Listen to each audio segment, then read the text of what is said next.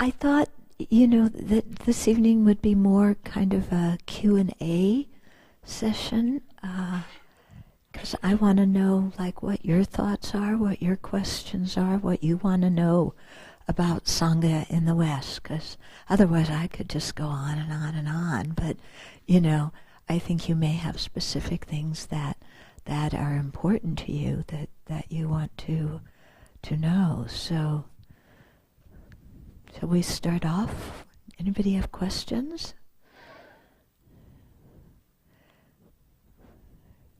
Oh, it's going to be a very lively evening.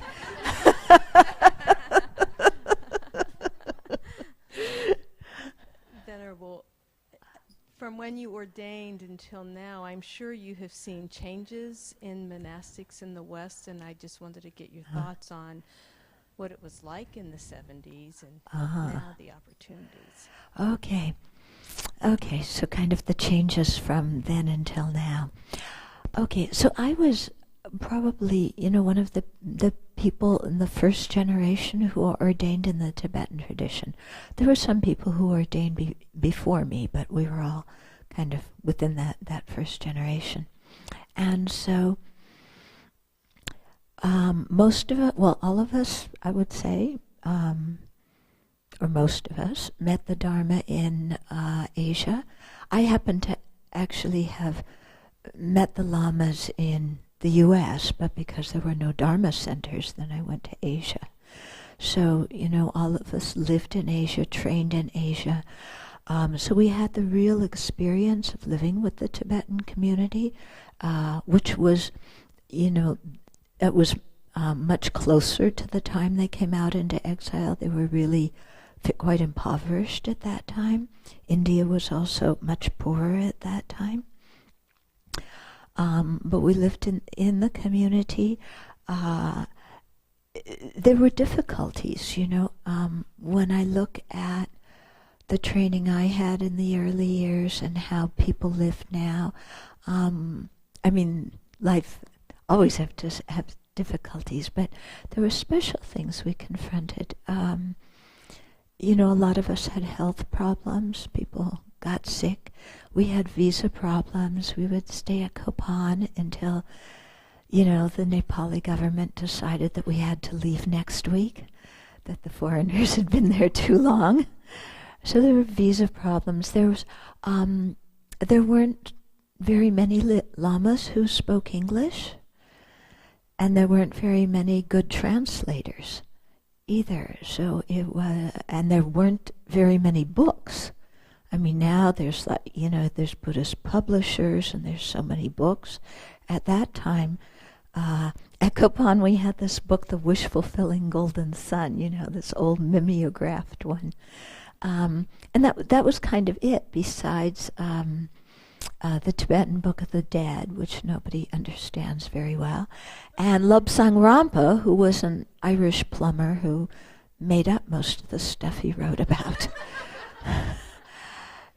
So we weren't able to learn too much from, reliable sources in English, So that was difficult. The Westerners, some of us had financial problems. Some people were supported by their family, but while the Tibetan lamas ordained us, they, like I said, the Tibetan community was much poorer, so their priority was the Tibetan monks, and to some extent the nuns. The nuns were always down there.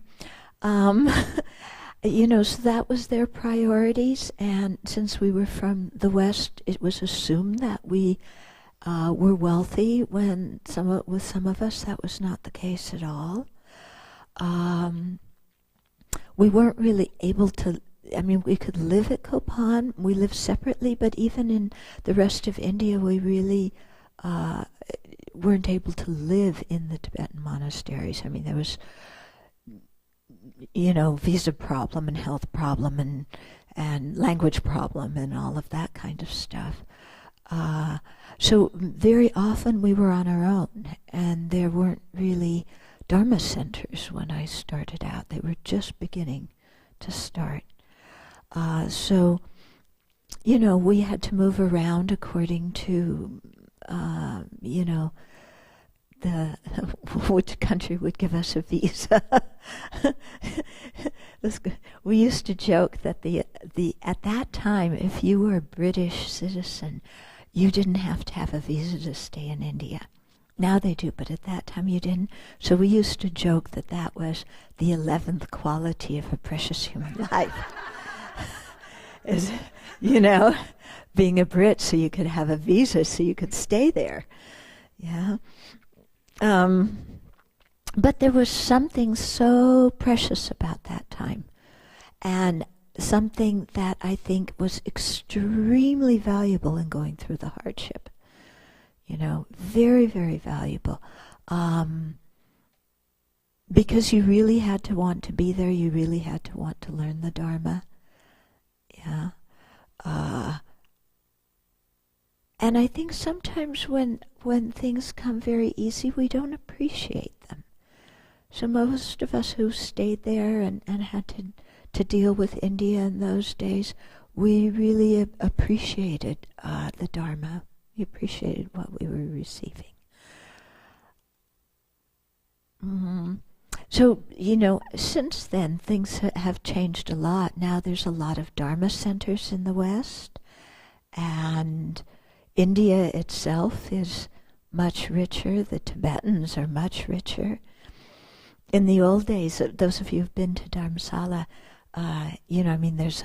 there's the mountain, and the old days, if you were walking from the library up to McLeod, if you saw one car, it was astounding, and you knew it must be somebody who was really rich and really important. Now there are taxis just zooming up and down the mountain all the time. Yeah. Before, forget about telephones, Because, I went there, the first time I went to India was 1973. I wasn't a Buddhist at that time. Then I went back to Nepal in 1975. But still, just the situation there was so much different than now. Yeah.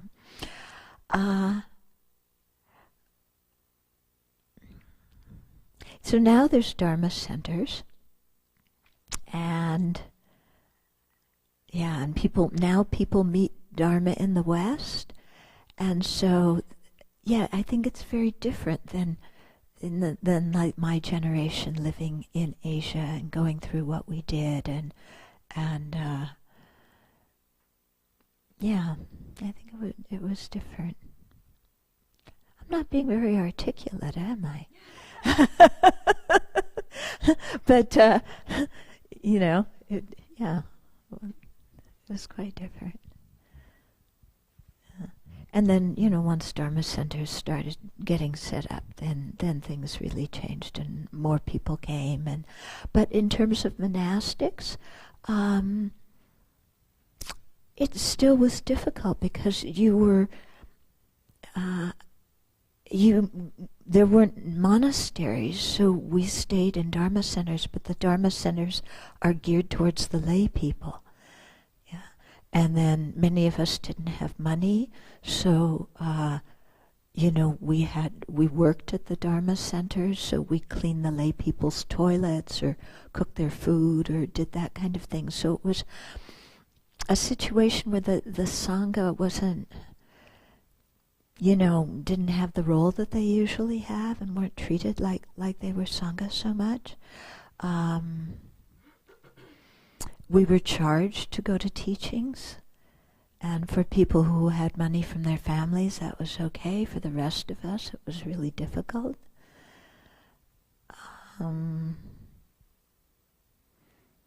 So some of that has changed now, but some of it hasn't. Maybe we should go on to the next question.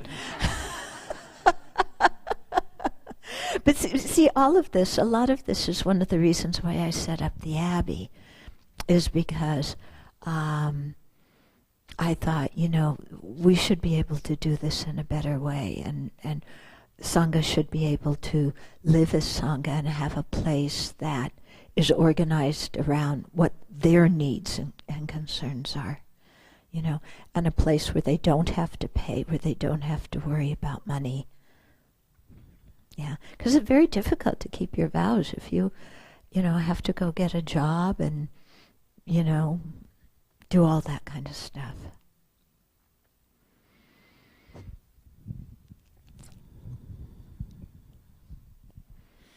You hinted at the inequalities between how monks and nuns are treated. Oh, you're so polite. I hinted at it.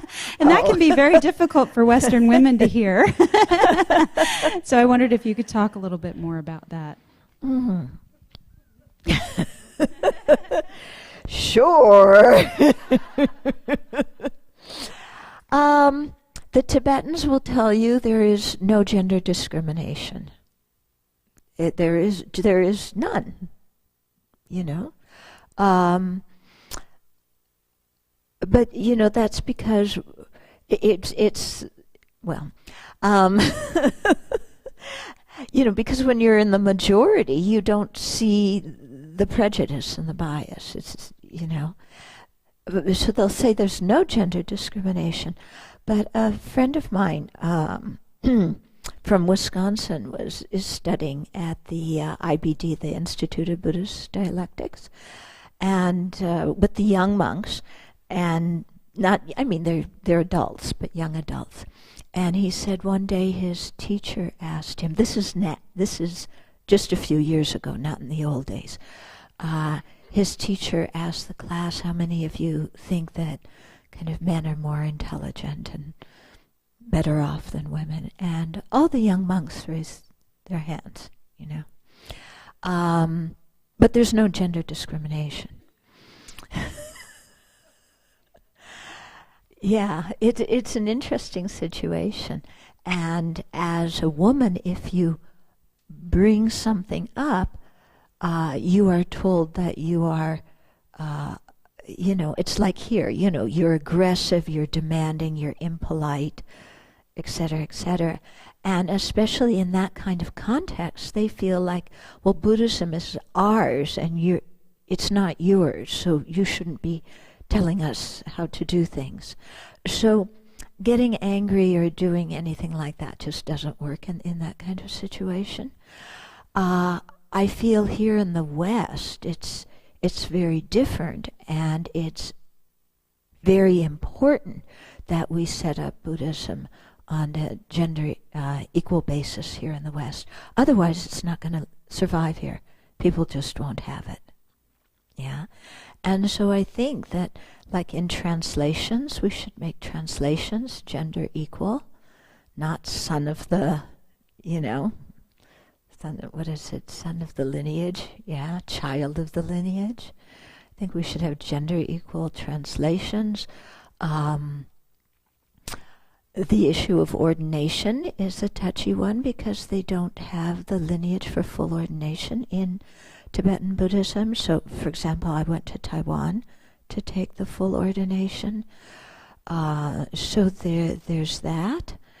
But I think in the West we have much more space to make things equal, and I think it's very important for Westerners, and especially men in the West, to raise the question when it is not being, when things are slipping by. Not angry, very polite, but, how come this and this and this? Yeah, and really let the teachers know that for us gender equality is very important. Yeah, in terms of whatever comments you find in the scriptures or whatever, in my mind those are due to culture at that time. Yeah.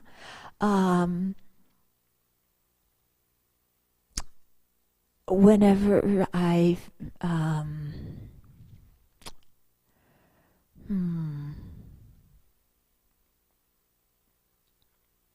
it's hard to say. I mean, because sometimes people have biases, and you can't always address them. Especially if somebody's your teacher. Yeah, it's more difficult. But in a teaching setting, if questions are asked, then that's a very good way to address those things. But I think at the Abbey, we just said everybody's, there's gender equality, except the guys get to carry the heavy things. you know? and that's just the way we do it. And so I think, in the West we have that space. It can be more jarring or difficult, I think, on the lamas, because they grew up in an all-male environment, and they don't really sometimes know how to relate to women.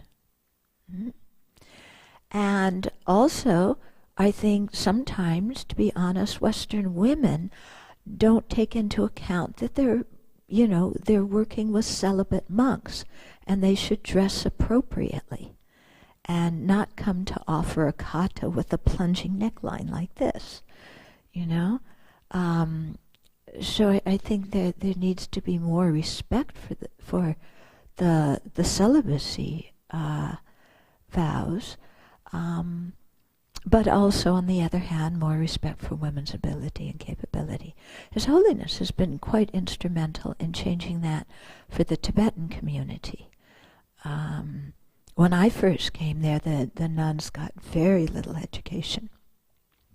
And actually now, this month, the Tibetan nuns are taking the first round of Geshe-ma exams, which is a huge thing. So we will have some female Geshis soon, which will be very, very nice. But it's also an interesting situation because the Tibetan nuns don't have a lot of confidence. They stay in the background. You're raised that way, and I know that because I lived in the community. That just the message you get is, sit in the back, be quiet, be kind of shy and like this. And that was always really difficult for me. Yeah. I mean, when you grow up in the West and you have an education, you have a job, and, you're not like this. So, yeah. So, there's definitely a difference, I think, between the Western women and the Tibetan nuns. The Tibetan women in general, sometimes, they'll run the shops and things like that, but religion, whatever religion it is always the last thing to change. Religion always talks about equality and love and compassion and fairness and progress, and it's the last institution to change when it comes to racism, sexism, homophobia, and the whole 9 yards. It's strange, isn't it? Isn't it strange? Uh-huh. So, so that's the situation it is. But I don't think, I just had to learn not to take any of this stuff to heart. I lived in Asia a long time. When I came back here, I realized how much I had lost a lot of self-confidence just by living in that community with the unspoken messages. And it took me a while to regain my self-confidence. Yeah. Oh, they're from the different nunneries. Some are from Janchum Chuling, Jamyang Chuling, Gedun Chuling, the Kapan nunnery, Kachu Gyakit. No, that's another one. Anyway, yeah, so there's a few different ones, and they're coming to Dharamsala to do it. Yeah. Yeah, and the nuns are now debating. They're studying the philosophical topics and so on. So it's really wonderful. One of the things that made the difficulty in them getting the Geshe-ma, being able to take the exams, is that the monks said to take the exams you have to study Vinaya. And, you can only study Vinaya completely when you're fully ordained, and sorry, nuns, there's no lineage for you to become fully ordained now. So because you can't become a bhikshuni, then you can't become a geshe. But then His Holiness just kind of kept after them. So now they've changed it so that the nuns study, they can study what they're capable of. They could always study, what they're capable of, being at sulmas, but they made the Vinaya exam for the Geshima according to what the nuns are permitted to study. Yeah. So that's good. They're not going to be Larampa Geshis, because you have to study the whole Vinaya to do that. But they are getting Geshima degrees, which is going to be quite wonderful. Do you feel okay about my answer?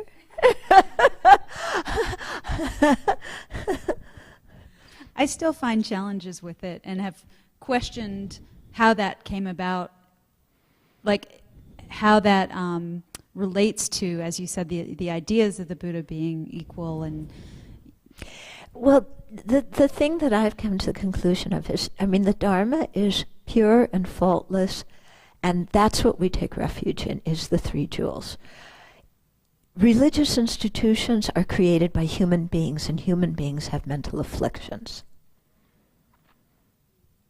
So religious institutions are not going to always coincide with what the teachers have taught, because they're formed by afflicted human beings. Yeah.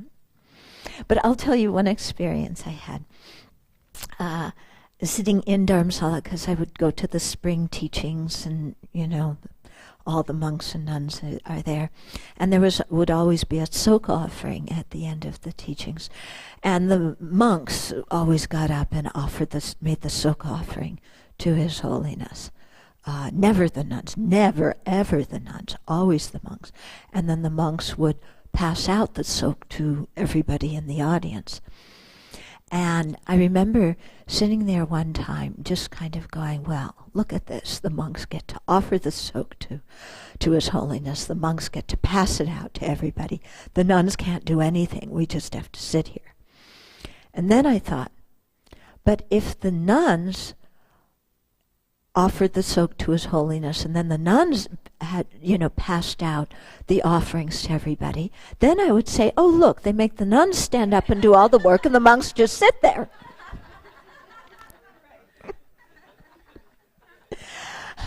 So when I realized that, there was a big shift in my mind, because, yeah.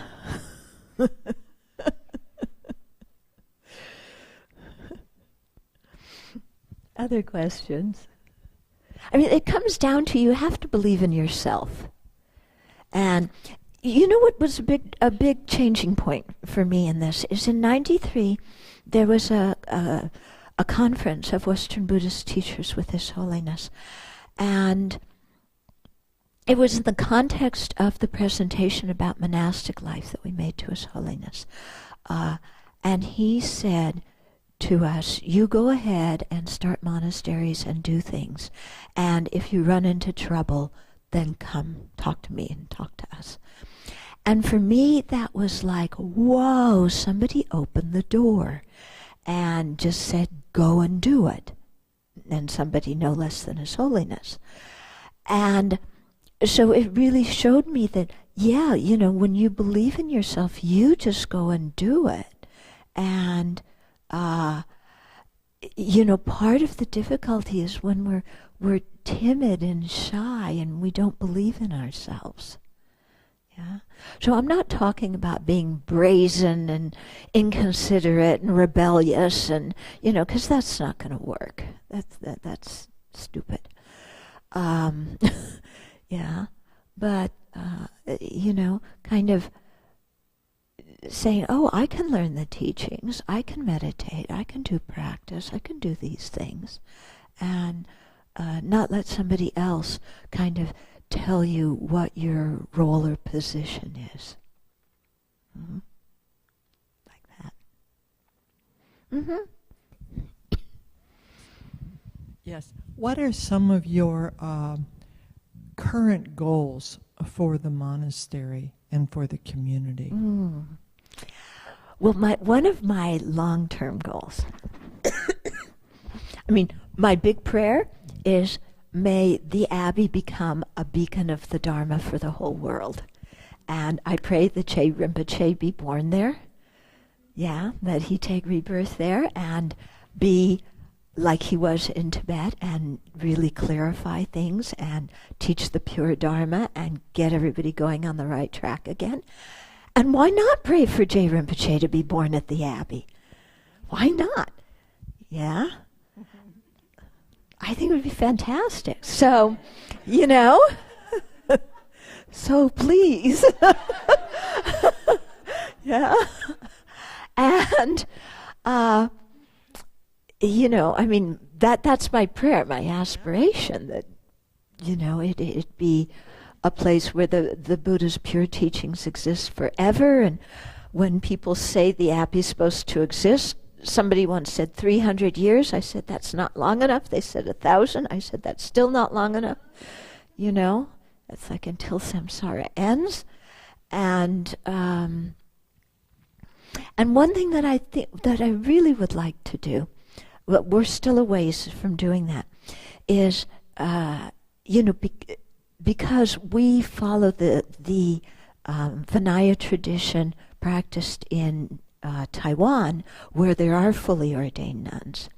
Okay, and to give the full ordination for nuns, that novice ordination can be done by nuns, but the full ordination you need monks and nuns. And what I would like to have happen sometime is where we can give that ordination in English at our monastery. Yeah. Now we do the novice ordination, the novice and training ordinations, and the ceremonies are in English. And it's beautiful doing the ceremony when you understand what you're doing. Yeah? And we just do it slowly and in English. We rehearse it beforehand so that people know what's going on and how they're supposed to think. But I would like to be able to do the full ordination for both men and women. Yeah? But to do that, you need people who have been ordained long enough to be able to be the preceptors. So we don't have the monks yet. Yeah, right now we have 9 nuns at the Abbey.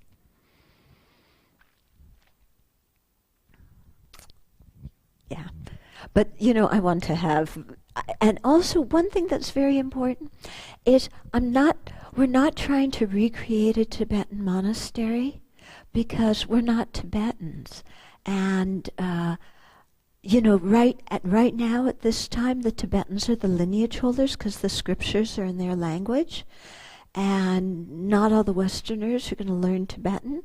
But what I feel is really important is that we emphasize thought transformation. So I really like the name of your center, the Kadampa Center, because I admire very much the Kadampa Geshis and how they were so focused on really training the mind, not just on intellectual knowledge, but really training the mind and transforming the mind. And so that's something that we emphasize a lot in what we do. Yeah. I have one for you. Mm-hmm. In watching the movie, I was just so moved by seeing how everyone got along and worked together. But what would a typical day look like? Well, our daily schedule, and everybody participates in the daily schedule. If you're a guest, it doesn't matter who you are, unless you're sick, you do the daily schedule. Yeah. So this is something for people to get used to, because at the beginning, it's sometimes difficult. So we have meditation from 5:30 until 7 in the morning. Then 7:30 there's breakfast. 8:15 we have a stand-up meeting. We all kind of check in with each other. And then we begin our offering service period. Offering service is what other people call work, but we call it offering service because that's indicative of the mental transformation that we want to make. We're not working. We are offering service to sentient beings. So that goes until noon. We have prayers, but when we sit down to eat breakfast, we do some chanting, and the meal's taken in silence. Same with lunch. Right before lunch, we have a short Dharma talk. Then we do some chanting. We have lunch in silence. Then we do some more chanting at the end of lunch. Then there's a break until 2 o'clock. There's more offering service. And then from 4:30 until 6, we have either teachings or discussion or personal study. 6 is medicine meal, 7 is meditation, and that goes till 8:15, and then people are usually worn out, but many people stay up and read or do something else after the last meditation session. Yeah. And we really emphasize community life as part of our practice. Yeah? So we function as a community. In other words, the Abbey isn't a place where people just go to study, because there's many places where people will go there when there's the study program, and then when there's a break in the study program, then they go somewhere else. That's not the case with us. With us, this is our home, and we live there, and we function as a community. And if somebody wants to go away, then they check with the whole community, is this a good time? Is it convenient for everybody? And so on. So, so it's our life is lived very much with consideration for the other people that we're living with, and a spirit of community life, and not just, what's good for my practice, and what do I feel like doing, and what's convenient for me. Yeah, we really try and get over that kind of self-centeredness. So it can be challenging for people. Yeah. I don't feel like going to meditation practice this morning. Well, that's nice. We'll see you there. Yeah? Because one of our big enemies is I want what I want when I want it. Yeah? And if we're really serious about transforming our mind, that's the big one we got to deal with.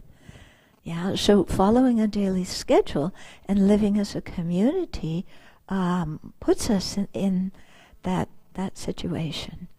Yeah, they often describe it as rocks in a tumbler, and we chip off each other's rough edges. Yeah. But the way we do community, we're very close knit, and people have to learn to be transparent. If people want to hide, it doesn't work in our community. In some communities you can hide, and you can be very private and all. But the way we do things, because I think transparency is important, because when we have a spirit of transparency, then we can admit our faults without feeling ashamed of things. Yeah, and I think that's something very important for us as Westerners to be able to do, because people have so much difficulty, and so much self-hatred and so on. But to be able to just say I made a mistake, confess our fault, the whole community knows anyway. Yeah? So trying to pretend we're goody two-shoes is not going to work. And so just being honest, and then, sometimes asking the community for help. I'm having problems with anger this week. Kind of beware, but also help me. Yeah. Yeah. Thank you.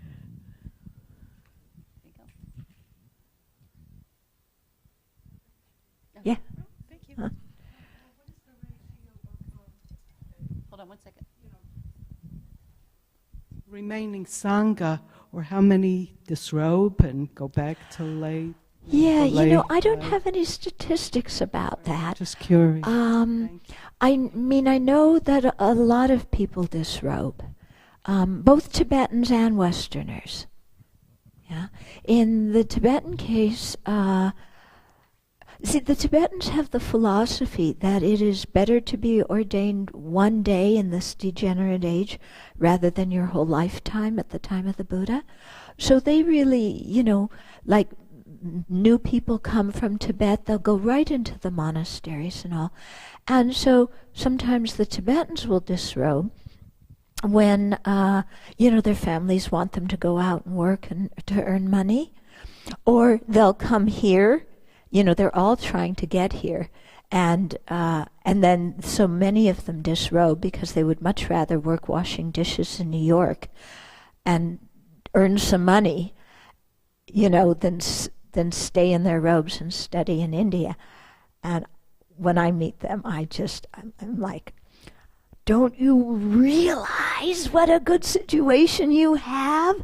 You don't have problems with Tibetan. You can talk to the lamas in your own language. You're in a huge monastery. Why do you want to wash dishes in New York? Yeah. Well, it's because, the Dharma hasn't been integrated, so the motivation isn't there. In the case of Westerners, there's also many who disrobe. And I would say for Westerners, it's usually because they want to be in a couple relationship. Not always, but very often. I would say that would be the predominant one. Mm-hmm. That you have to ask them. I am not sorry at all that you cannot ask me that question.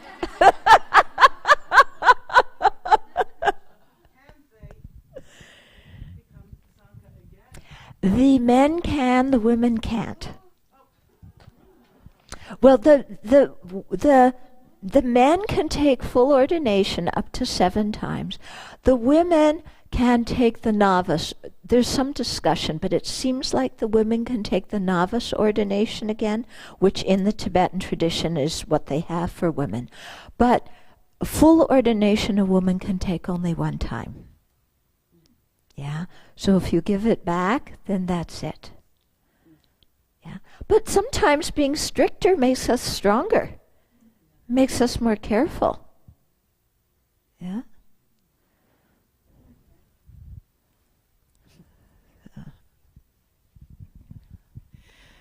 You mentioned anger, and that made me think of what makes me angry. Mm-hmm. And I wondered if you have a lot of exposure to politics and the outside world. Oh, yeah.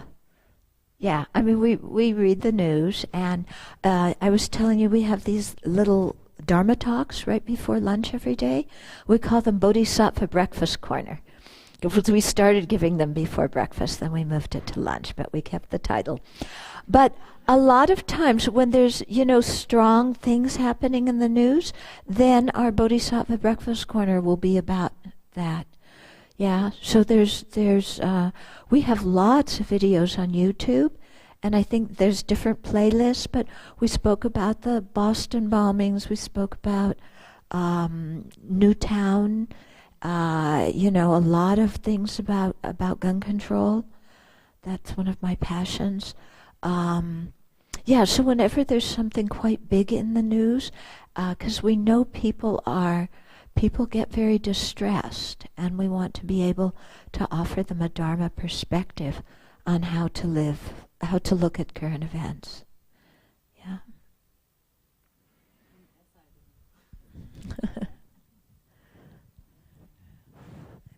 Yeah. You said there were 9 nuns there, and I was just curious, what is your selection process? Do you have a waiting list? It would, it's okay, our selection Abbey in the country and that kind of thing. Yeah, so we have 9 nuns. We have 1 female 8 precept person who's preparing for ordination, and then 1 man who's 8 precept. We are very careful who we take in, because many years ago I lived at in a monastery in France, and we had to take in everybody who the lamas ordained. I said, I am never doing that again. Because we weren't able we had to live with them. The lamas ordained them. We had no power for selection, and we had to live with them, and that didn't work. Also, my philosophy is a little bit different than the Tibetans' philosophy. Like I said, they think, one day in this degenerate age is great. And I'm looking at it from the perspective of Buddhism is new to America, so people need to be properly prepared before they're ordained. They need to be properly trained after they're ordained, so that the lay community can develop respect for the Sangha. If people aren't prepared, if they aren't trained, and then you have people with mental health difficulties, then the rest of the populace loses faith in the Sangha, and that's not good for the existence of the Dharma in the West. So that's my viewpoint. So we have, when people come just for a short retreat, we have a short form to register. But when they come for a longer period of time, then we have quite an extensive application, because we also want to know about their Dharma background, because that makes a difference on how you help them. If they've studied in another tradition before, they're going to come in with certain expectations, so we want to be able to address those and so on. We want to know about their health, their work experience, all these kinds of things. We ask for references, and sometimes, we do that. We ask them if they, drink and drug, and if they're willing to abstain.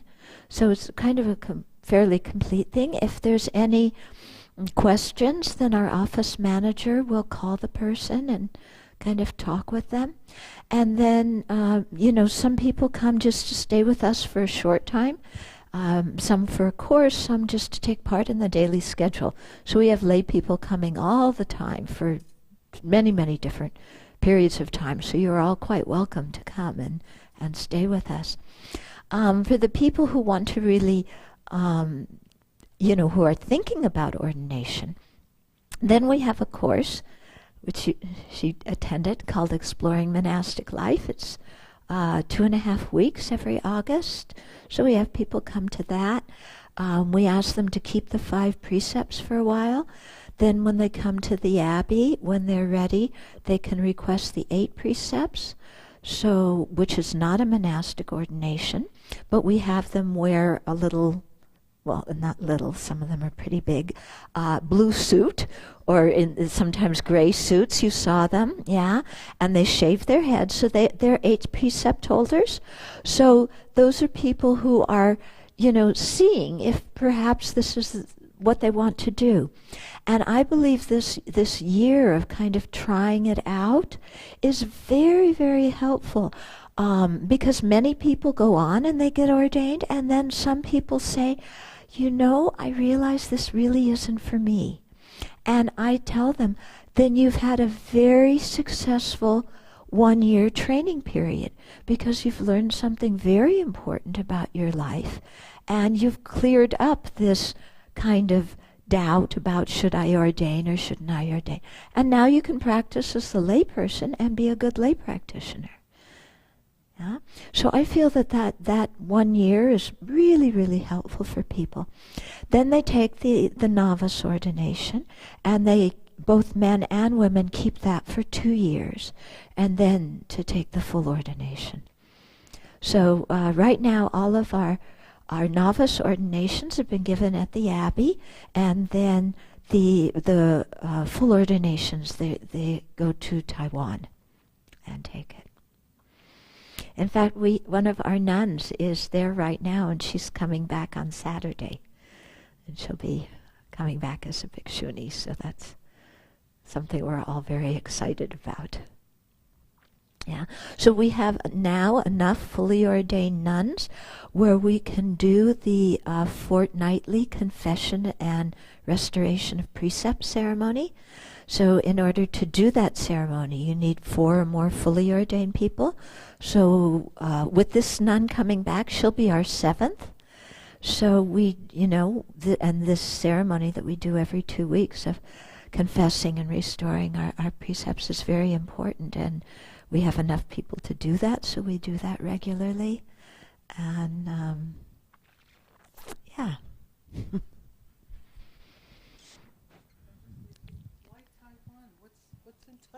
Oh, what's in Taiwan?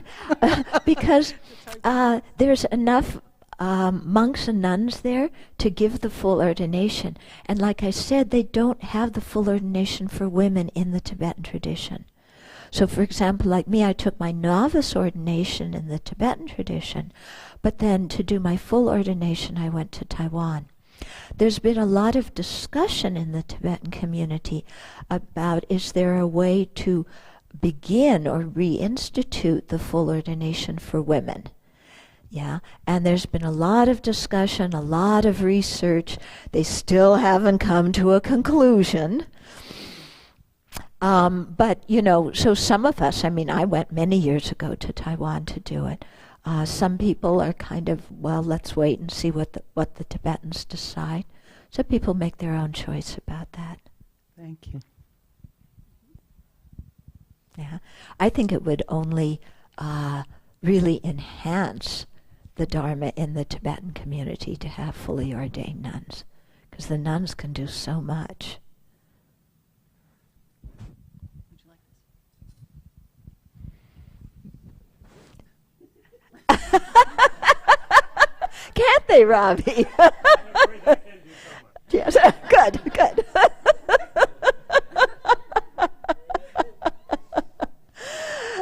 Okay, any other questions? More questions people may have? Yeah. Uh-huh.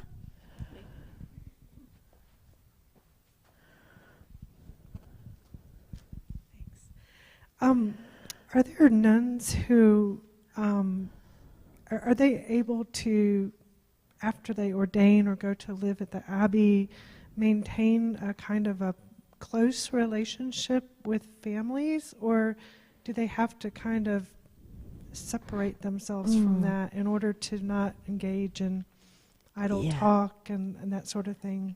Right, okay, so the relationship with our families. Actually, the novice ordination, not even the full ordination, but the novice ordination is called, the literal translation is going forth. So you're going forth from home into homelessness. So that pertains in terms of, you know, your living situation and in terms of your relationship with your family. So what we do is, you know, people can call their families and so on. We have a little thing, you know, kind of how often and how long they can talk to them. They can go visit. People can leave the Abbey for up to 2 weeks every year. But we really kind of see things on a very individual basis. You know, some people are very, very attached to their families, and that can become an obstacle in their ordination when there's a lot of emotional attachment. So with those people, we really try and help them to see that, yes, you love your family, but as a monastic, the way you relate to your family is different, you know, because normally we're quite attached to our family. We favor family members over other people. So that leads to, you know, friends, enemies, strangers, attachment, aversion, and apathy. And so we really try and get people to work on developing equanimity across the board for all living beings. Okay, but, you know, of course they see their family, and you know, one of our nuns, her parents are quite sick, so sometimes she goes there, you know, if her sister's usually helping to care for them, but if her sister has to go away, then she'll go there for a short while, a week or so, to take care. I go and visit my father, who's quite old, and yeah. But we really, the thing is, if you're in a monastery, your mind has to be in the monastery. Yeah. If your body's in the monastery, but your mind is with your family, you're not going to be real happy. Yeah? And so we really try and get people to, you know, and we try and do this before they ordain. Yeah, yeah. So that's when it all comes out. Oh, you won't let me see my family. Well, you decided you wanted to try this out. We're trying to help you try it out. You know, this is part of it. See if this is really for you or not. Yeah, if you're really, really attached to your family, maybe you want to go back and live with your family.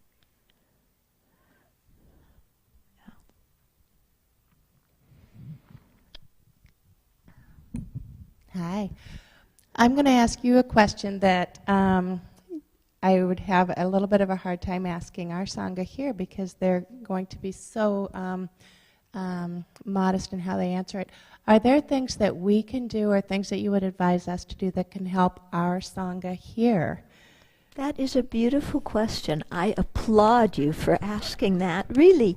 No, really, truly, because so often in Dharma centers, people see the Sangha as unpaid labor, you know? And your Sangha, okay, everything there is to do in the center, we just give to you and we don't have to pay you, you know?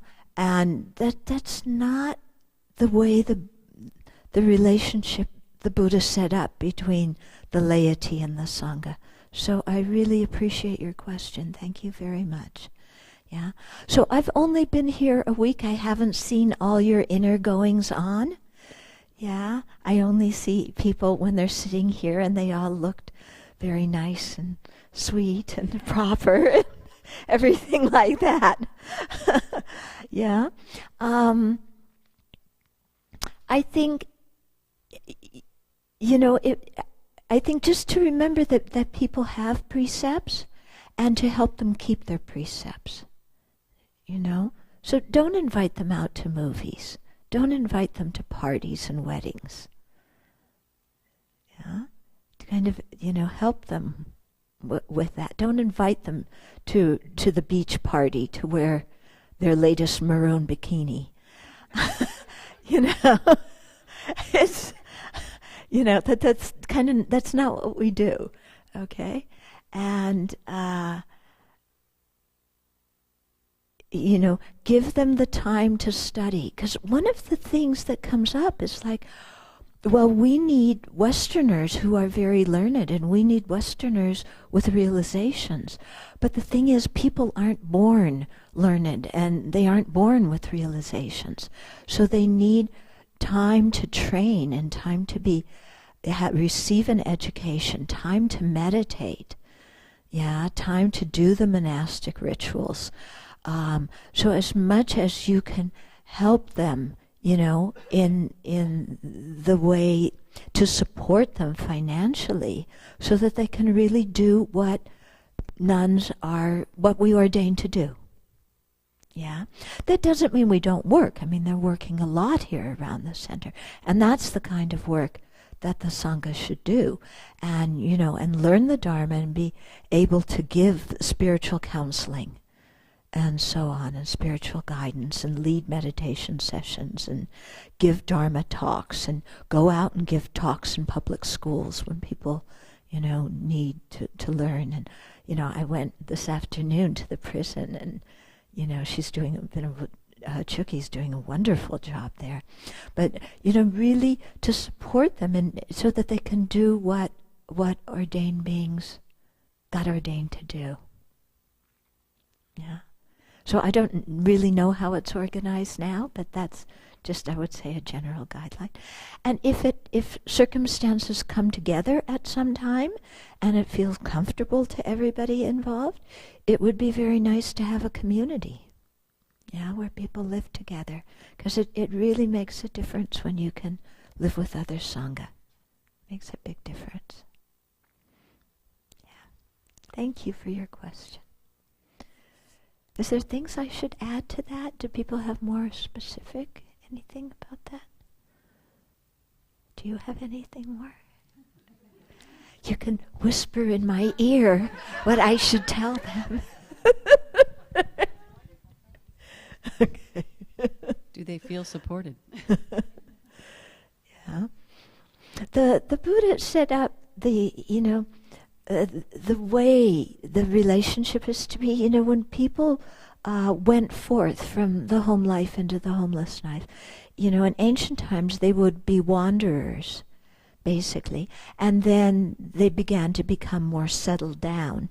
After some time, people offered land, and so monasteries began, and so on. But the relationship was always that the laity supported the Sangha, and then the Sangha, studied and practiced and taught the Dharma and shared the Dharma. The monasteries were the place where you had a physical place where you knew the Dharma was being preserved. And that's quite special, I think. So it would be good in the U.S. if we could do that. Yeah, I know there's many lay teachers and many excellent lay practitioners, but you wouldn't look at somebody's house with their spouse and kids as the place where the Dharma is going to get preserved. Okay, so at the Abbey, one of the ways that we try and keep this, because the old tradition, the monastics went on alms, and nowadays we have some friends in California, a monastery that does that. They have to get a parade permit in their town. Because you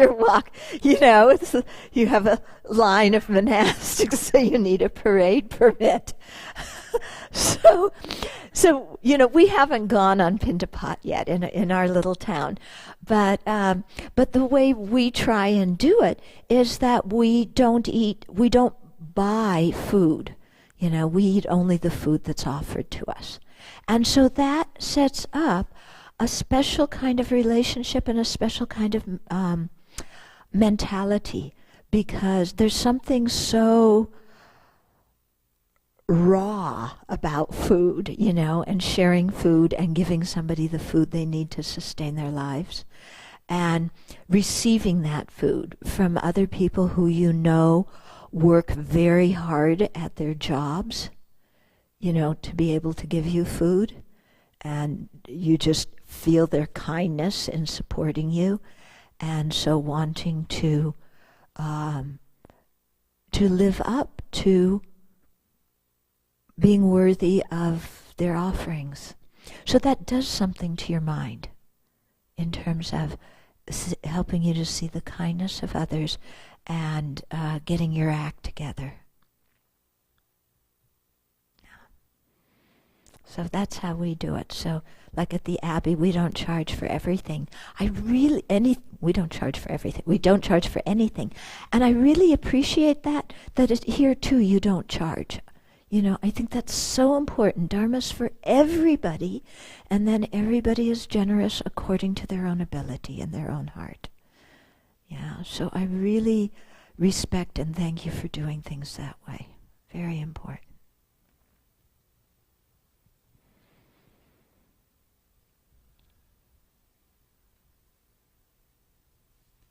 Any other questions?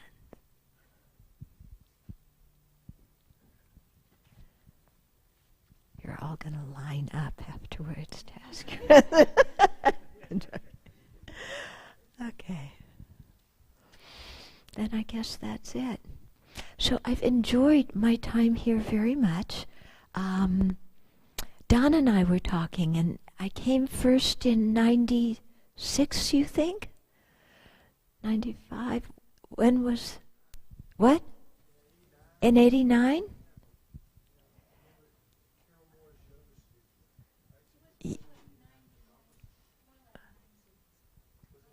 Yeah, it might have been 90 or 91, yeah. And then, so haven't, come back kind of with big gaps of time in between, but have really been able to see the growth in the center. And it's quite wonderful what you have going here. And people seem very harmonious, which is extremely important, because if people aren't harmonious, then nobody even wants to come here. Yeah? So, but you feel like a very harmonious group, and things are well organized too. And people really seem to care about the center. I heard about how you all pitched in to paint the place and, and redo everything. So that's quite wonderful, because then you all have a feeling of ownership in the sense of, this is my Dharma center and I care about it and I want to make it available so that other people can come and meet the Buddha's precious teachings too. Yeah. And you have a really wonderful teacher. Geshe-la is fantastic.